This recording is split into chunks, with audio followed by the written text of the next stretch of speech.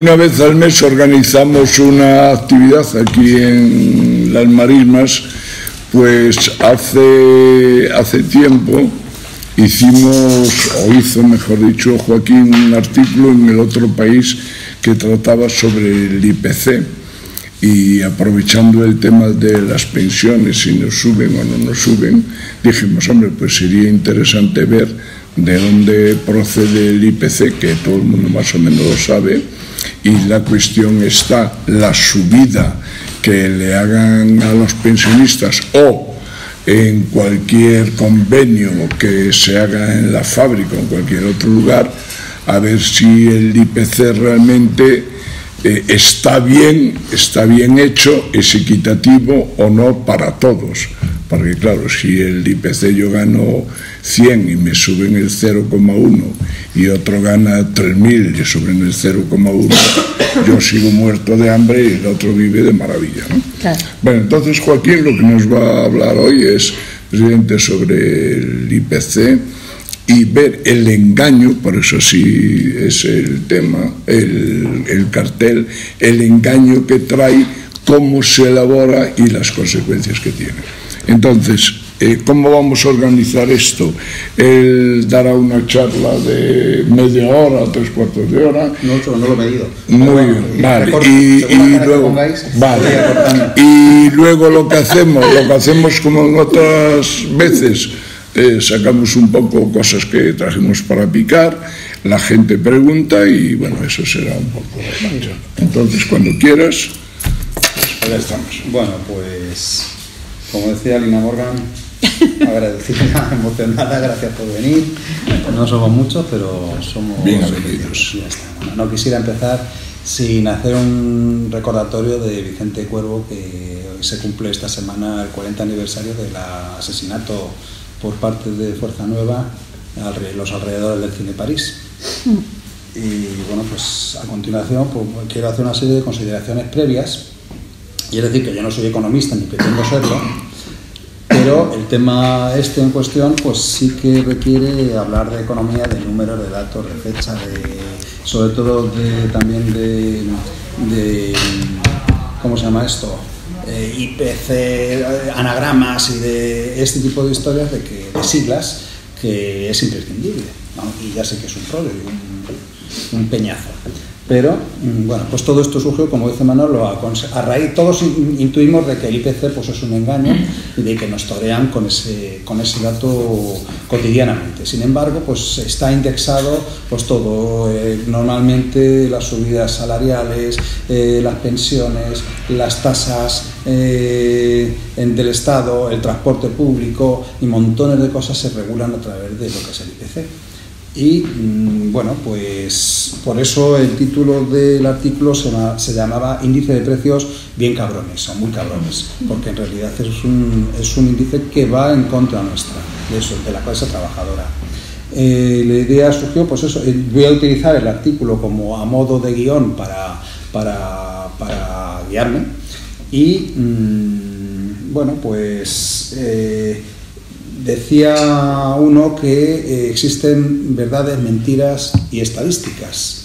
Y otro, Mark Twain, decía que existían mentiras bastardas y estadísticas. Es decir, que las estadísticas en realidad es el arte de engañarnos con los números. Los números pertenecen a la matemática, que es una ciencia exacta. Sin embargo, las estadísticas, que se maneja con números, es una pseudociencia que se estudia en las facultades de sociología, que es donde más o menos se estudian las técnicas de manipulación y control de las masas.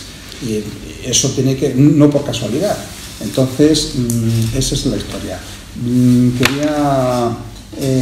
A modo de introducción, os voy a poner una cancioncita para alegrar un poquillo la cosa, que estáis todos muy serios, de Carlos Puebla, un cantante y compositor cubano. La canción es de los años 60, pero que viene al pelo con el tema que vamos a tratar.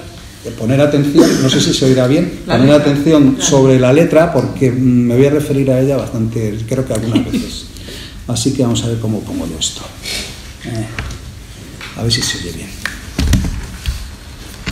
El per cápita, guaracha.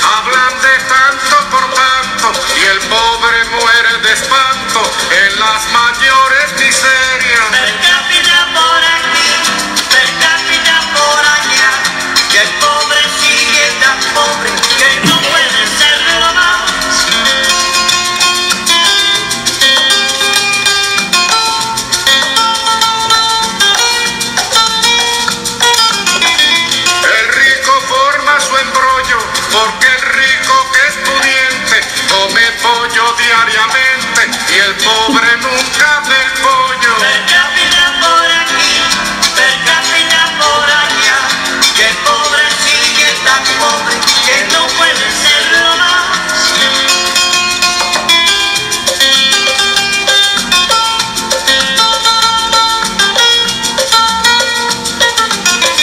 Per cápita es la jugada, que el rico juega a su modo, el rico lo tiene todo y el pobre no tiene nada. Per cápita por aquí, per cápita por allá, que el pobre sigue tan pobre que no puede serlo más.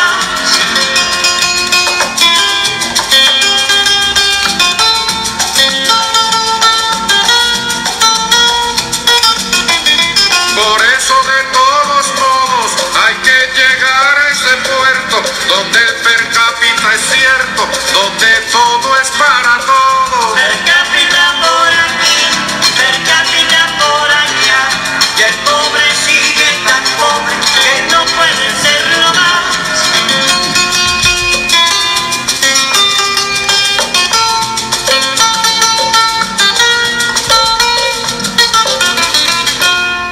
Bueno, pues en realidad lo que viene a decir la canción es eso, que el per cápita es la historia de todos conocemos que si uno tiene un pollo y otro no tiene ningún pollo, esa es la realidad, pero estadísticamente entre los dos tienen medio pollo cada uno. Sin embargo, la realidad es muy, muy distinta, ¿no? Sí, claro. Y eso nos lleva a que, por ejemplo, ya todos tenemos cierta edad, hemos participado en la negociación de convenios de forma directa o indirectamente, y entonces hemos visto cómo siempre se intenta hacer por parte de la patronal una jugada, y no, todos sabemos que matemáticamente no es lo mismo, por ejemplo, que si una empresa que tiene 1 millón de euros, por ejemplo, de salarios, si se consigue arrancarle a la patronal un 5% de subida, quiere decir que ese 5% repercute sobre la masa salarial en 50.000 euros. El problema está en cómo se hace el reparto. Supongamos una hipotética empresa donde unos cobran 3.000 euros y otros cobran 1.000 euros. Si se aplica el 5% a 3.000 euros, a los que cobran 3.000 les sube 150 euros al mes. A los que cobran 1.000 les sube 50. A todos les sube, y además en un porcentaje equitativo, igual. Pero, sin embargo, con esto conseguimos que uno cobre 3.150 y el otro 1.050. Las diferencias salariales, la brecha salarial sigue aumentando en detrimento del que menos cobra.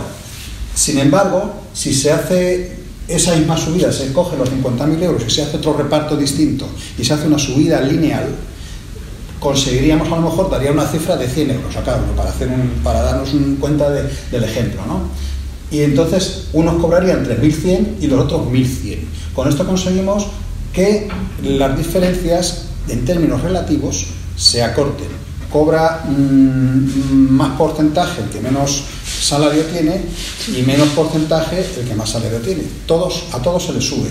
Pero también hay otra forma, que esa normalmente ni se lo plantean los trabajadores, que es la progresión inversa. Es decir, que cobren menos los que más cobran y que cobren más los que menos cobran. Es decir, 50, por ejemplo, los que cobran 3.000 y 150 al más. Eso ya es casi revolucionario, ¿no? Que pensar en ese tipo de reivindicaciones. Así debería Antiguamente ser. las reivindicaciones no eran las subidas lineales. Sí. Pero eso ya se ha abandonado y ahora todo se liga al porcentaje. Y el problema del porcentaje es como lo del per cápita del pollo y el medio pollo, que sí, se reparte aparentemente, estadísticamente correcto, es científico y es así, es cabal, pero es una desventaja para el que menos cobra. Entonces esto nos lleva inmediatamente a preguntarnos qué es el IPC, qué tiene que ver el per cápita, que todos sabemos que es el reparto de una cantidad de objetos o de dinero, o sea, y se divide por el número de gente, y entonces da una cifra que es, y se dice el per cápita, ¿no? Por cabeza. ¿Y qué tiene que ver eso? ¿Y qué es el IPC? Es el índice de precios al consumo, que yo voy a leer un poco lo que es, para no perderme. Es un índice económico en el que se valoran los precios de un predeterminado conjunto de bienes y servicios, que en la actualidad en España se hacen con 479 artículos y servicios. Ahí van incluidos bienes y servicios. Y entonces, que conforman la canasta familiar, que no hay que confundir con la canasta básica, que son dos cosas distintas. Este catálogo está determinado en base a una encuesta continua sobre los gastos y consumos de los hogares que se presupone son consumidos de una manera regular. Estos resultados se contrastan con los anteriores índices, o bien del mes anterior, o bien ese mismo mes del año anterior, y se comprueba qué diferencia hay. Normalmente sale un balance positivo, es decir, que un mes con otro es más, el IPC ha subido, normalmente no baja, algunas veces sí, sale negativo, pero esa es la excepción que confirma la regla. Lo habitual es que el IPC vaya en progresión.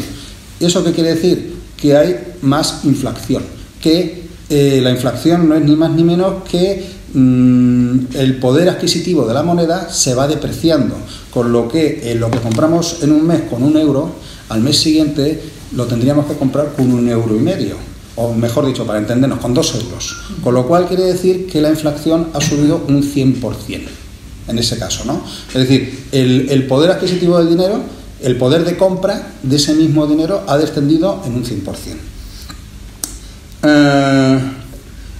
Lo que indica que ha habido un descenso de los precios. Lo más frecuente es que sea positivo en comparación a los años anteriores. ¿Por qué? Primero, por la existencia de una determinada inflación. 2, porque cambian los usos y costumbres de los consumidores, que consumen ahora otra serie de productos normalmente más caros. Es decir, que antes se consumía más harina y ahora se consume más pan, porque antes la gente hacía el pan en su casa, consumía más harina. Hoy en día comprar el pan es el precio de la harina más la mano de obra de ese pan, luego es más caro. A la hora de tener en cuenta el IPC, eso redunda en que el IPC ha subido. Otra de las razones es porque la productividad en el trabajo, en un determinado área, pues ha descendido por consecuencia de una catástrofe, de una sequía, lo que sea. El caso es que el trigo pues es más caro y entonces eso es lo que hace que los productos sean más caros. O bien porque hay una distinta combinación de tres elementos que conlleva el que al final el resultado es que el producto se ha encarecido. Esa es la idea general de lo que es el IPC. ¿Quién se encarga de hacer el IPC? Pues el Instituto Nacional de Estadística, en el Estado español, y el Eurostat en Europa. El Instituto Nacional de Estadística es un organismo que aparentemente tiene un cierto aire de científico, de que lo que dice va a misa, y está elaborado por una serie de tecnócratas, burócratas, que se siguen por una serie de reglas y que ahí no hay ni trampa ni cartón, en apariencia. Sin embargo, esa no es la realidad. La realidad, el que piense que el Estado burgués es impersonal, anodino, que no interclasista, que es igual para todos, etcétera, etcétera, pues se equivoca. Y el INE no es ni más ni menos que el brazo, uno de los brazos, múltiples brazos que tiene el Estado burgués para seguir engañando y seguir manteniendo la situación de injusticia y de explotación, a través de los estudios que hacen ellos los técnicos. El INE y también hacen estudios el Banco de España, etcétera, etcétera, que se encargan de ofrecernos una realidad aparentemente impersonal o interclasista, que no tiene que ver con las diferencias de clase, y sí que tiene que ver y mucho. ¿Y de qué ministerio depende el INE? El INE, yo creo que de presidencia. No, ¿De industria? Sí. ¿Tú crees que de industria? No lo sé. Sí, industria, trabajo, por lo menos antes No, si me vais a pillar mucho, porque repito, no soy me da igual. Lo miramos. Porque aquí a lo mejor depende del Ministerio de Industria. Si es un brazo y tal, estaba pensando, ¿será del Ministerio del Interior? ¿Será? Y bueno, pues, no, del Interior no. ¿Economía o industria? Vale.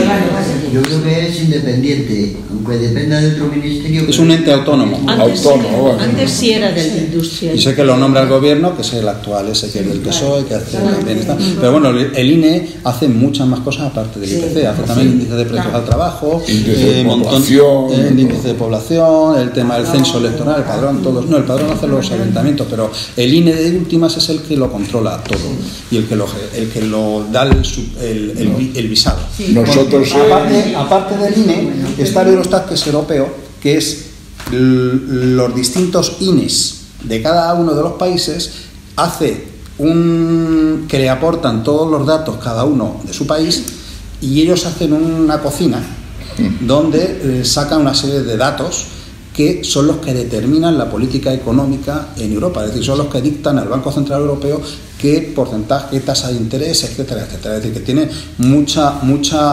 importancia a la hora de en nuestras vidas cotidianas. Lo que pasa es que, bueno, pues no nos damos cuenta. El INE hace encuestas mensuales. Antes se hacían cada 10 años las encuestas continuas de presupuestos familiares, ahora las han rebajado a 3 años, y otras que son el ECP, que lo hace cada 3 meses. Según el Eurostat, el concepto de pobre en España, porque ellos también hacen todo ese tipo de valoraciones, el concepto de pobre en España en el año 2009 decía que una familia que tenía 2 adultos y 2 menores de 14 años era pobre en la medida en que ganaba, en su nivel de ingresos, estaba por debajo de 18.402 euros. Como vino la crisis en el 2008, pues en el 2013 veían de que la cosa se desbordaba y que cada vez iba a haber más pobres, pues dijeron, bueno, vamos a cambiar la cifra y vamos a bajar el rango. Y ahora, para ser pobre en este país hay que cobrar, en esas mismas condiciones, hay que cobrar menos, 16.719. Es decir, que el que cobra 17.000, por ejemplo, antes era pobre y ya dejó de serlo por decisión. Entonces, este tipo de trucos son los que hace el INE en este país. Uno de ellos también es, por ejemplo, mezclar el consumo de los ricos con el de los pobres. Es decir, en esos 419 artículos, cogen una cosa, la canasta básica, que es lo imprescindible para poder tener una vida digna, es decir, alimentación, vestido, calzado, vivienda y acceso al transporte para poder acceder a trabajar y poder tener ingresos, porque si no lo teníamos crudo. Y otra cosa son los artículos de lujo, es decir, artículos de lujo entre comillas, ¿no? Ocio, cultura, viajes, hoteles, restaurantes, etcétera, etcétera. Bueno, pues se mezcla todo en un batiburrillo y se hace lo del pollo. Es decir, como los ricos sí tienen acceso a ese tipo de consumo, mayoritariamente, cada vez ese tipo de consumo tiene más ponderación en cómo se regula y se establece o se organiza el IPC. Entonces, es lo de siempre, si mezclas, si yo gano poco y Toñi gana muchísimo, pues la media resulta engañosa. Parece que es mucho más alta, cuando en realidad el pobre sale perjudicado. Otra de las cosas que hacen normalmente son los muestreos. Ellos tienen una flota, un montón de gente que se dedica a hacer encuestas, muestreos y tal. Antiguamente el INE surgió en el año 46 del siglo pasado, es cuando empezó a funcionar, a hacer cotidianamente encuestas, estadísticas, etcétera. Reunía datos, capturaba datos y luego los elaboraba y los cocinaba. Pues en el 46 normalmente iba a los domicilios de la gente y comprobaba cuál era, según en función de su renta, de sus ingresos, cómo hacían el gasto, qué comían, cuánto compraban, etcétera, y en qué se gastaba más y en qué se gastaba menos. Luego, con el tiempo, pues decidieron hacerlo a pie de tienda. Iban a los comercios y a la salida pues se preguntaban cuánto se había gastado, qué es lo que llevaba en la cesta, etcétera, etcétera. Y con eso se hacían una idea de qué era el consumo.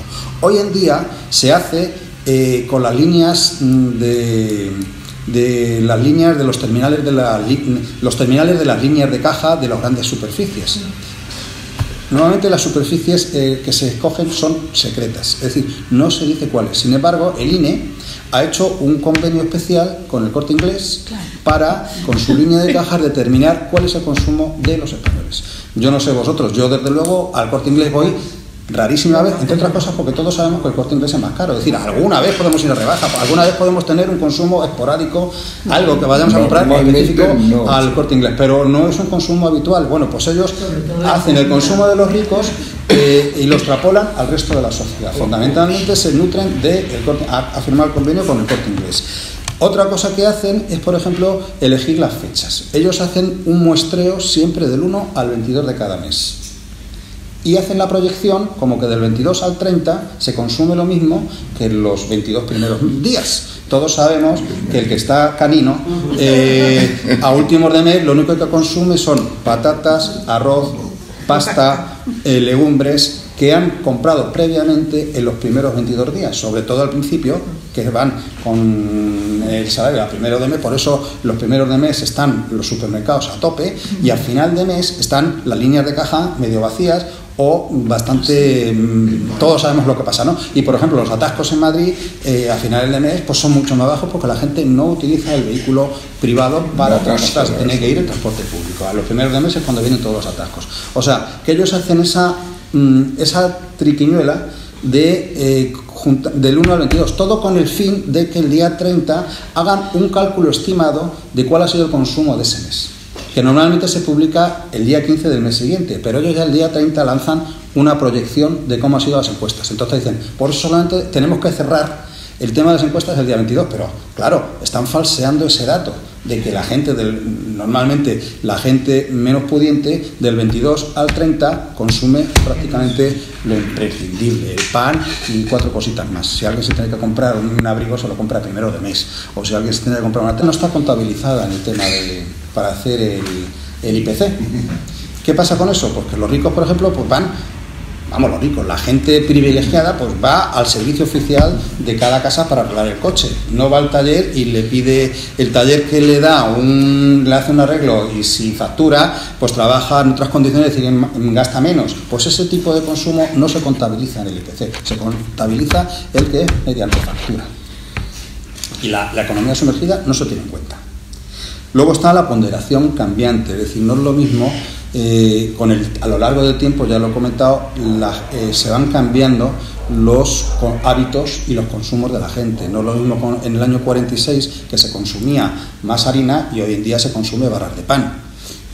Eso ha ido cambiando. Hace 50 años en comunicaciones pues la gente no gastaba apenas nada, salvo el privilegiado que tenía el teléfono en casa, pero no tenía la gente móvil, o sea, que nadie gastaba en Vodafone ni nada. O sea, eso son cosas que han ido cambiando, incorporándose al consumo habitual. Sin embargo, la ponderación, es decir, lo que se gasta en alimentación, vestido, calzado, vivienda, luz, es decir, todo lo imprescindible, todo lo que pertenece al área de la canasta básica, que es la imprescindible, en el año 1968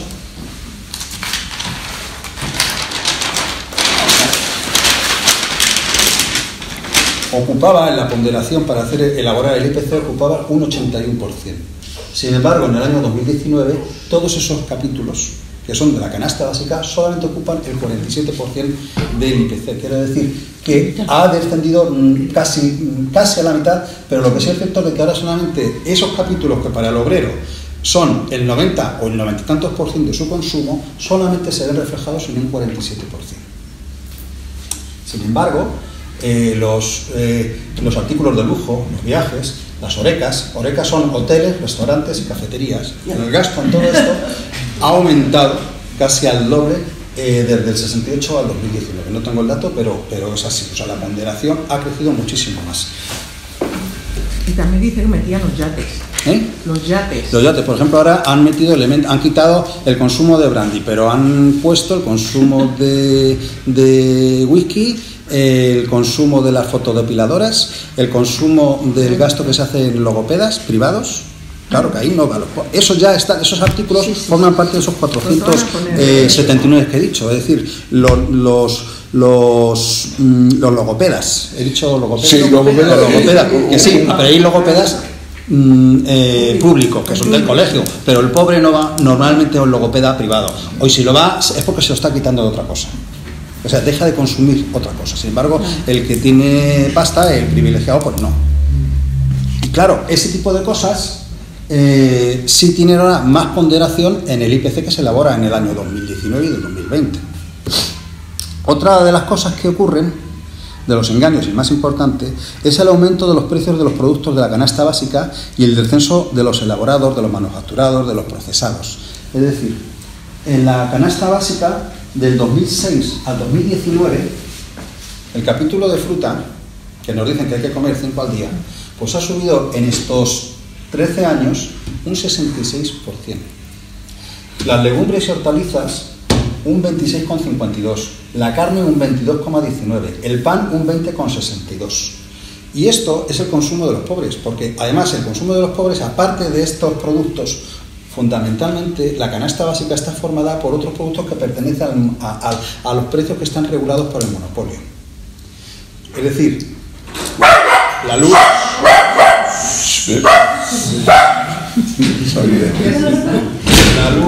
la educación, la sanidad privada, la educación infantil, el transporte, el agua, etcétera, etcétera.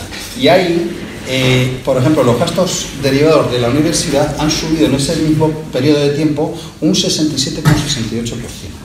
La educación infantil y primaria un 31,89%. El transporte interurbano un 40%. La luz de escándalo es un 85% en esos 13 años.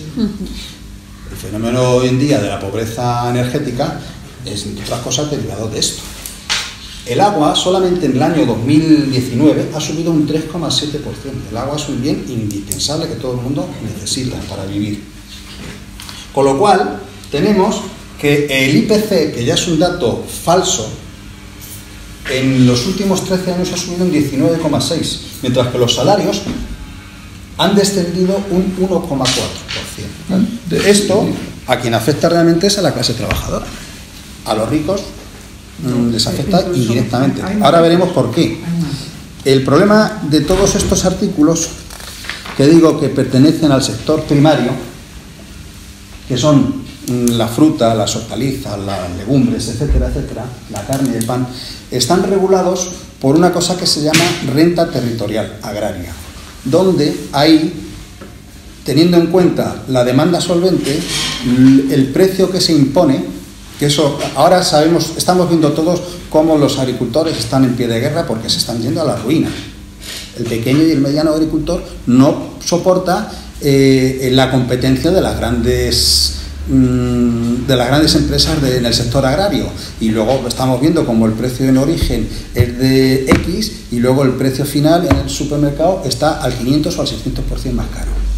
Pero aparte de eso, y que nadie habla de ello, es que en este sector, en el sector primario, existe una cosa que se llama renta territorial agraria, que es que por un mecanismo que se impone el precio de las tierras peores, las menos productivas, teniendo en cuenta una demanda solvente X, fija. Entonces, ahí no existe la media, sino que el último es el que impone el precio. El que peor produce, el que produce en peores condiciones, es el que impone el precio y los demás tienen ese precio. Y la diferencia se la embolsa el terrateniente.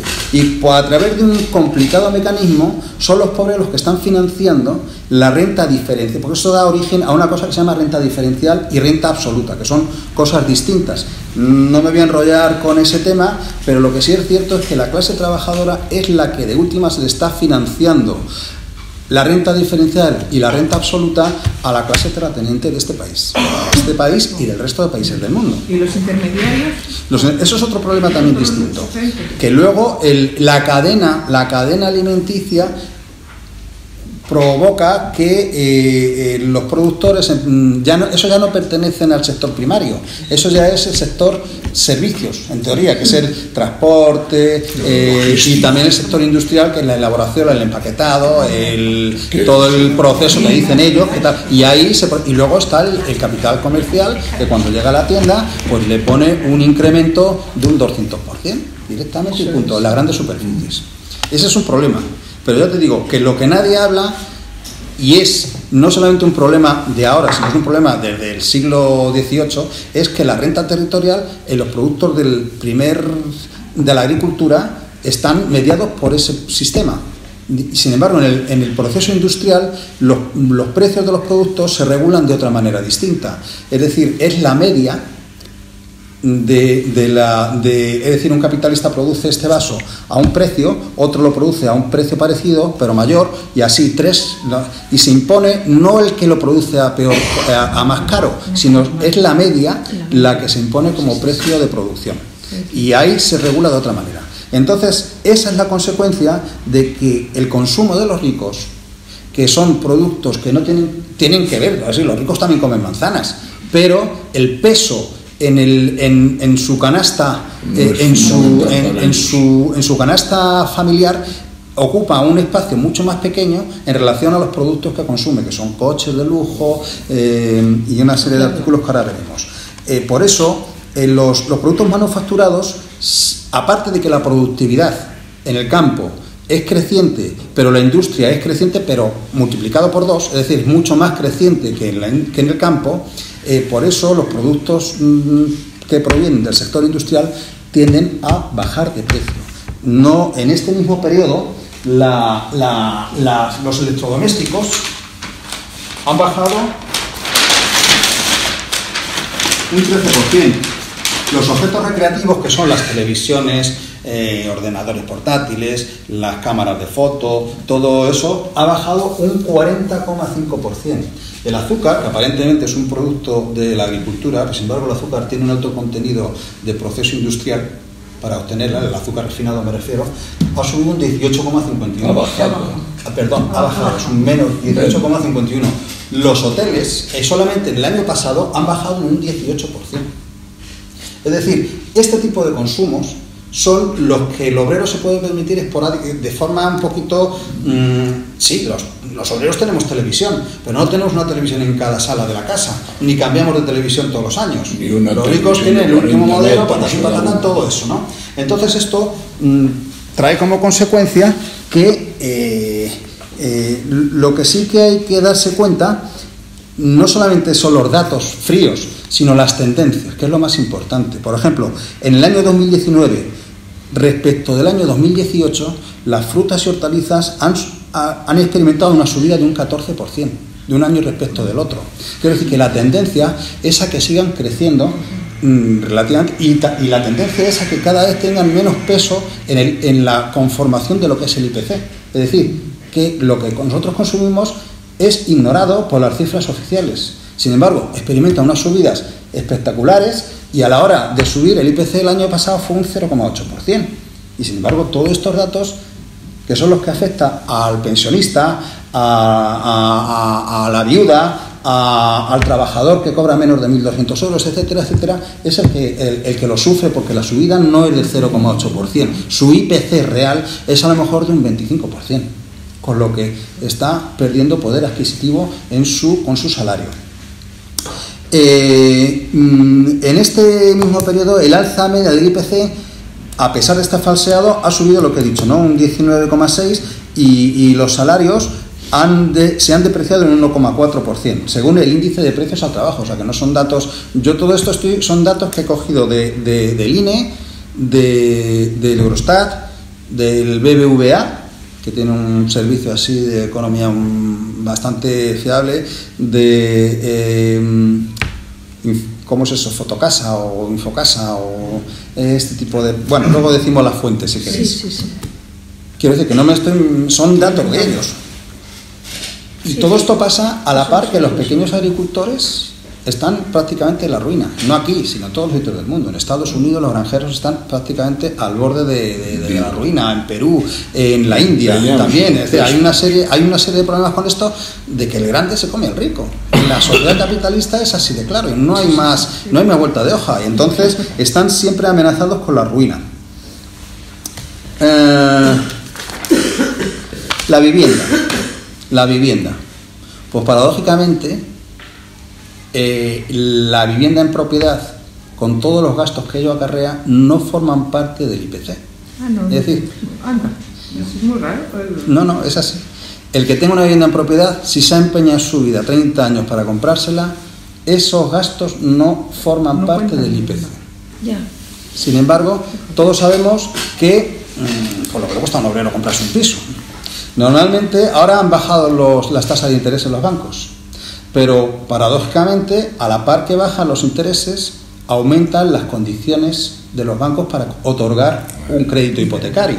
Es decir, ahora te exigen más años de pago, un Euribor del 2 pasa al 4%, te exigen tener 3 o 4 seguros sobre la casa, te exigen tener un ingreso, una renta mínima de 2.500 euros, te exigen tener avales, una serie de cosas que se convierte en una carrera de obstáculos que normalmente un mileurista es imposible que pueda acceder a una vivienda en propiedad. ¿Qué le queda al mileurista? Pues 3 opciones. Quedarse ahí con los padres, que es lo que suele pasar. Otra, compartir piso en habitaciones por ahí, es decir, volvemos otra vez a los pisos pateras, a las camas calientes, etcétera, etcétera. Y otra opción es el alquiler. Y ahí sí que ya nos encontramos con auténticos carroñeros sociales. Los propietarios de las viviendas, normalmente que son grandes grupos, pues hoy en día da como resultado, en los últimos 5 años, para hacernos una idea, los alquileres han subido un 50%. Hoy en día cualquiera que acceda a una vivienda en alquiler paga por esa misma vivienda el doble, exactamente el doble, que si tuviera que pagar una letra hipotecaria a 30 años por ese piso. Es decir, si por ese piso está pagando 800 euros, significa que si lo estuviera pagando un piso en propiedad, estaría pagando 400 euros. Y eso es así. Es que no hay, por diversas circunstancias, no le queda nada más que... Y da lo mismo que ese inquilino cambie de casa cada año. Al final de 30 años resulta que habrá pagado como mínimo el doble de valor de dinero que si lo hubiera comprado. Pero a los pobres, es decir, al que no tiene, pues todo se le vuelve contra él. Y además la tendencia es que los alquileres sigan subiendo. Un fondo buitre, el Blackstone dice que en Madrid y Barcelona este año, el 2007, el 2020 va a subir entre un 7 y un 10% el precio de los alquileres. A todo esto, pues en Vallecas pues vemos cómo se desplaza el fenómeno de la gentrificación, donde se está expulsando a los vecinos y a los propietarios, haciéndoles la vida imposible, y se les desplaza a sitios más lejanos del centro. Vallecas está en el límite de la Almendra de Madrid, al borde, y sin embargo ya eso es un bocado apetitoso de las grandes empresas inmobiliarias, y está haciéndole la vida imposible a los vecinos para que se vayan fuera y poder especular con esas viviendas y con esos terrenos, que es lo de la renta territorial, no agrícola, sino la renta territorial urbana, que también eso no lo he comentado, pero también habría que hablar de ello. Pero bueno, el caso es que luego está el fenómeno de la gente que vive en el centro, que es lo de se están convirtiendo en hoteles patera a través de los alquileres y tal, de Airbnb y todo eso, ¿no? Que está haciendo que suban los alquileres de forma artificial, pero de forma real para la clase trabajadora, que es la que lo tiene que pagar y no puede acceder al alquiler a esas viviendas. En el año 2009 el PSOE aprobó una serie a este respecto, empresas SOCIMIS, que son sociedades de capitalización y de inversión en inmobiliaria, que tienen unas desgravaciones fiscales, y esto es lo que ha traído a los fondos buitres, que consisten en hacer la siguiente jugada: comprar un edificio entero con alquileres que son más o menos razonables, y a esa gente se le sube el alquiler un 300, un 400% hasta que se les expulsa. Y luego especulan con esa vivienda. Eso lo estamos viendo todos los días, ¿no? Luego, entonces, la clase trabajadora se ve sometida, por un lado, a la precariedad laboral, y por otro lado, a la precariedad habitacional, con el riesgo siempre, tanto si es propietario como si es de inquilino, de estar siempre con el desahucio y teniendo que irse de su casa. Haceros una idea de que los chavales que van la edad entre 16 y 29 años, en el año 2011 dedicaban el 60% de sus ingresos para tener una vivienda, ya sea en alquiler o en propiedad. Hoy, en el año 2019, tiene que invertir el 94,4% de sus ingresos para poder acceder a la vivienda. Le queda el 6% Quiero decir con esto, en 8 años y son carísimas. ha aumentado cerca del 35%, es decir, prácticamente se queda sin salario. La única solución es, por supuesto, comprar una casa entre dos, el dinero de uno, el salario de uno lo dedican a la casa y el otro para vivir, o compartiendo en habitaciones pisos por ahí y tal. Luego está el tema de las comisiones bancarias. Las comisiones bancarias resulta que tampoco entran en el IPC, pero como están bajando los porcentajes en el interés de los bancos ya no viven de prestar dinero, ahora de lo que viven es de las comisiones y de las tasas. En el año 2017 cobraron 8.300 millones de euros en tasas, en comisiones. En el 2019, 2 años después, cobran exactamente el doble. 16.674, y para este año tienen previsto cobrar 22.000 millones de euros. Qué bárbaro. Quiero decir, ¿y quién paga las comisiones? Todos sabemos que hay clientes en los bancos que se llaman clientes premium, que son los que tienen pasta, son los que compran fondos de inversión, los que tienen 2 o 3 tarjetas de crédito y de débito, los que tienen, cumplen una serie de condiciones que los bancos no les cobran comisiones. Sin embargo, el pobre, es decir, el trabajador, sí tiene que amoldarse a lo que quiera el banco. Es decir, no le queda otra, no tiene escapatoria y tiene que estar pagando solo por mantenimiento de libreta 6 euros al mes y por cada movimiento 0,50, por ejemplo, o 0,60, depende del banco al que vaya. El caso es que esos 22.000 millones lo paga la clase trabajadora, no lo paga la burguesía. Eso con las comisiones bancarias. Tenemos una cosa que se llama el índice Gini, que es un índice que elabora la ONU, que da una serie de estándares del índice del desarrollo humano, del bienestar social, etcétera, etcétera. Y ahí se mide la desigualdad social. Este país, el Estado español, ocupa, dentro de los 198 países, según los estándares que se quieran medir, según los estándares, está en el puesto número 36 de la lista de países más desiguales. El 1 supuestamente es el más igualitario, que es en este año, el año pasado fue Noruega, pero España está en el 36.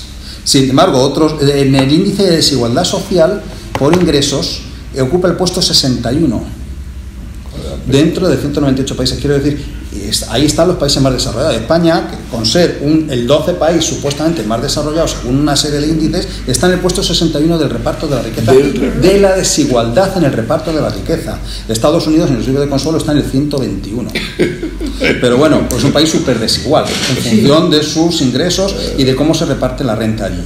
Pero quiero decir con esto de que el per cápita y las estadísticas están falseadas en el mismo momento en el que no existe justicia social, en que hay un reparto desigual de la riqueza. Y la tendencia es que la riqueza esté cada vez peor repartida. En este país, es decir, el 1% de este país tiene en el año 2000 tenía el 20%. Ahora, en el año 2019, ese mismo 1% ha pasado. Para los pobres, las crisis, que son, según los chinos, es la época de ocasión, pero es donde más se desarrolla la concentración, la centralización y la acumulación del capital. Y eso conlleva de que haya cada vez más pobres, siendo más pobres, es decir, no es que sean en número de pobres, sino que cada vez tienen menos y más precarios y menos protegidos por el Estado, a través de el Estado supuesto que era interclasista, a través de vía impuestos, porque los impuestos es una forma supuestamente de redistribuir riqueza, pero resulta que con esta moda neoliberal de ir desarmando todo el entramado social, llegamos al caso de que el 83% de los ingresos del Estado vienen vía del IVA y del IRPF. Es decir, ¿qué es lo que paga la clase trabajadora con su consumo y con su trabajo? Mientras que los impuestos a las sociedades, que es lo que paga la burguesía, ha pasado de 22 puntos en el año 2007 a la actualidad pagar solamente el 12%. Quiere decir que ha bajado 10 puntos en el total de lo que ingresa al Estado. Quiero decir que, y esos impuestos al haber menos capacidad recaudatoria del Estado, hay menos para repartir, con lo que los obreros tenemos que sufrir precariedad laboral, precariedad habitacional y falta de protección del Estado. Y no solamente me refiero, es decir, el tema es por eso se está descapitalizando y se está desarmando todo el entramado de la salud, de la educación, de la previsión social, es decir, de los, ¿cómo se llama esto? De las de la dependencia, todo eso, de la asistencia a mayores, todo eso está. La tendencia es a ir a menos, porque claro, existe una cosa que se llama el dumping fiscal. En la Comunidad de Madrid actualmente se dedica a ser la pirata del Estado español, donde se bajan los impuestos para los ricos con el afán no de crear más riqueza, como dicen ellos, sino de quitarle los ricos, se disputan los ricos para atraer, se los quitan a Cataluña, Cantabria, Andalucía, donde sea, para traerlos a Madrid, con el supuesto idea de que así van a recaudar más.